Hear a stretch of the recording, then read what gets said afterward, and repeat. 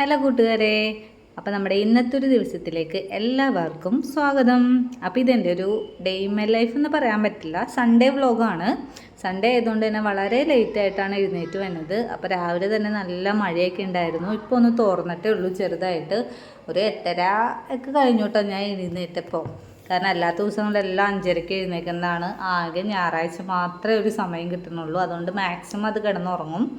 ഇന്നലെ പിന്നെ ലേറ്റായിട്ടാണ് കിടന്നുറങ്ങിയതും. അപ്പോൾ ഒരു 8:30 കഴിഞ്ഞപ്പോഴേക്ക് എഴുന്നേറ്റു. ചായയൊക്കെ വെച്ചു കേട്ടോ. ചായ രാവിലെ തന്നെ ചായ വെച്ചു. ചായ കുടിച്ചതിന് ശേഷമാണ് വീഡിയോ ഒക്കെ എടുക്കാൻ സ്റ്റാർട്ട് ചെയ്തത്. വീഡിയോ എടുക്കണോ വേണ്ടേന്നൊക്കെ ആലോചിച്ചു. കാരണം നല്ല മഴയും കാര്യങ്ങളൊക്കെ ഉള്ള കാരണം മടിയായിരുന്നു. പിള്ളേരാരും എഴുന്നേറ്റിട്ടില്ല.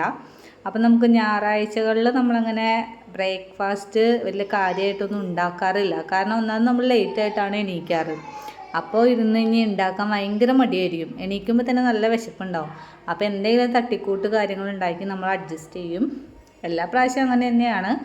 അല്ലാതെ വർക്കിംഗ് ഡേയ്സിലൊക്കെ നമ്മൾ എല്ലാ പലഹാരങ്ങളും ഉണ്ടാക്കും. പിള്ളേർക്ക് സ്കൂളിലും പോകേണ്ടതാണല്ലോ, അതുകൊണ്ട്.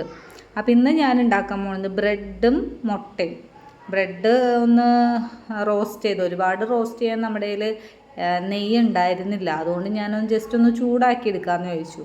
പിന്നെ മുട്ട ഉണ്ടാക്കും. മുട്ട പിള്ളേർക്ക് ഇഷ്ടമാണ് കേട്ടോ. മുട്ട എങ്ങനെ കൊടുത്താലും അവർ കഴിക്കും. അവർക്ക് സത്യം പറഞ്ഞാൽ ഇങ്ങനെയുള്ള ഫുഡൊക്കെയാണ് ഇഷ്ടം.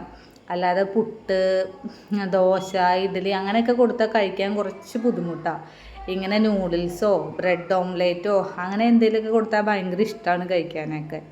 അപ്പം ഞാൻ മുട്ടയിൽ ഒരു സവാളയും ഒരു തക്കാളിയും കൂടി ഇടാമെന്ന് വിചാരിച്ചു. കുഞ്ഞുവിന് അത്ര ഇഷ്ടമല്ല തക്കാളിയൊന്നും. എന്നാലും ചെറുതായിട്ട് അരിഞ്ഞിട്ടിടാം. കുട്ടൂസ് കഴിച്ചോളും. കുഞ്ഞു മാത്രമാണ് കുറച്ച് പുറകോട്ട് മുട്ടയിലൊക്കെ ഇട്ട് കഴിക്കാനായിട്ട്.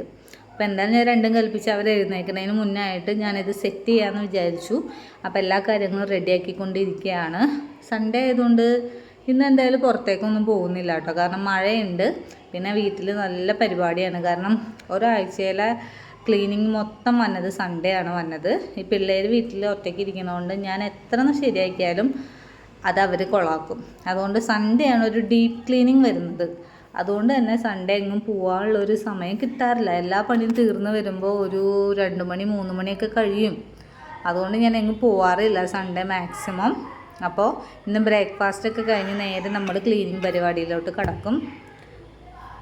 അപ്പോൾ ഞാൻ കുറച്ച് ഉപ്പും കുരുമുളക് പൊടിയാണ് ഇട്ട് കൊടുക്കുന്നത്. കുരുമുളകിൻ്റെ എരിവ് അവർക്ക് ഇഷ്ടമാണ് കേട്ടോ. വേറെ പച്ചമുളകൊന്നും ഞാൻ ഇടാറില്ല. കാരണം അവർക്ക് കടിക്കുമ്പോൾ എരിവ് വന്നാൽ ബുദ്ധിമുട്ടല്ലേ.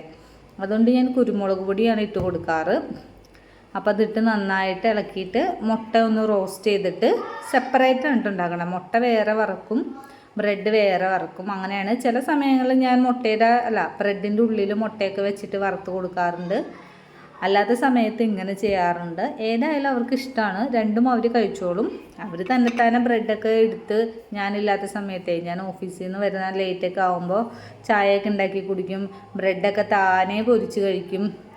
ഇങ്ങനെ റോസ്റ്റ് ചെയ്ത് കഴിക്കും. എല്ലാം ചെയ്യാറുണ്ട്. അപ്പോഴത്തേക്കും നമ്മുടെ കഥാനായിക വന്നിട്ടുണ്ട്. ചായ ഇല്ലാതെ അവർക്ക് ജീവിക്കാൻ പറ്റില്ലല്ലോ. അപ്പോൾ ചായ ആദ്യം ഒന്ന് കുടിച്ചു നോക്കിയപ്പോൾ ചൂടില്ല. അപ്പോൾ ചൂടാക്കാൻ വേണ്ടി പോയേക്കാണ്. ചായ കുടിച്ചില്ലെങ്കിൽ ആൾക്കൊരു സമാധാനം കിട്ടില്ല. നമ്മൾ പുതിയ ഗ്ലാസ്സൊക്കെ മേടിച്ചിട്ടുണ്ടായിരുന്നു. ഇപ്പോൾ അതിലാണ് ചായ കുടിക്കുന്നത്.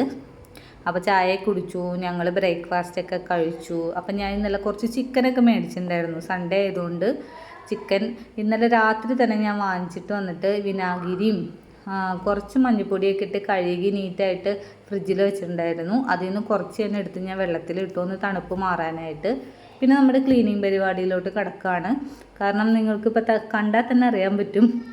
ആകെ വൃത്തികേടായി കിടക്കുക. ആഴ നിറയെ തുണിയായിട്ടും ഇതായിട്ട് അതിൽ ഇവർ ട്യൂഷന് പോകുമ്പോൾ ഡ്രസ്സ് ഇടും. അതൊക്കെ കൊണ്ടുവന്ന് അഴയിൽ കൊണ്ടിടും.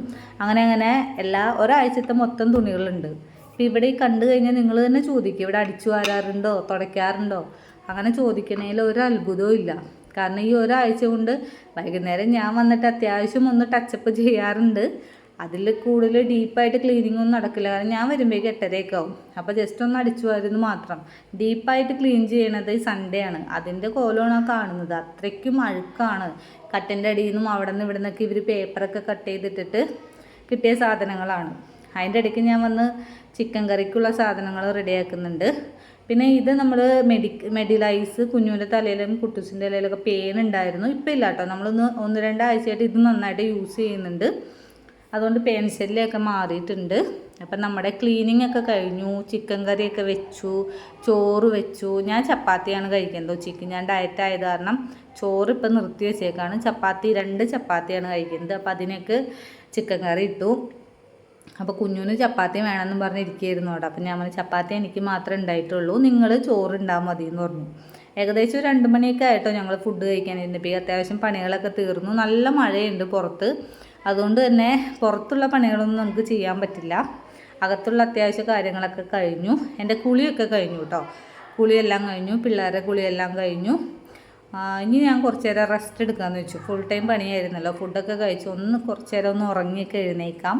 അപ്പോഴത്തേക്ക് ഞാൻ അലക്കിയിട്ട തുണികളൊക്കെ കുറേയൊക്കെ എടുത്ത് അകത്തേക്കൊക്കെ വിരിച്ചു ഉണങ്ങാൻ വേണ്ടി ഫാനിൻ്റെ ചുവട്ടിൽ.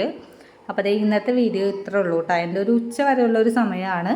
അപ്പം നമുക്ക് നാളെ മറ്റൊരു വീഡിയോ ആയിട്ട് കാണാം. Bye bye, Tata.